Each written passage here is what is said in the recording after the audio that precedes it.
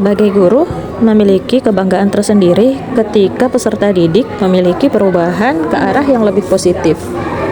Pada kegiatan kali ini, Miss Dila mengajak seluruh wali murid untuk mengisi lembar refleksi wali murid yang berisikan apa perkembangan yang terjadi pada peserta didik selama 1 semester terakhir ini.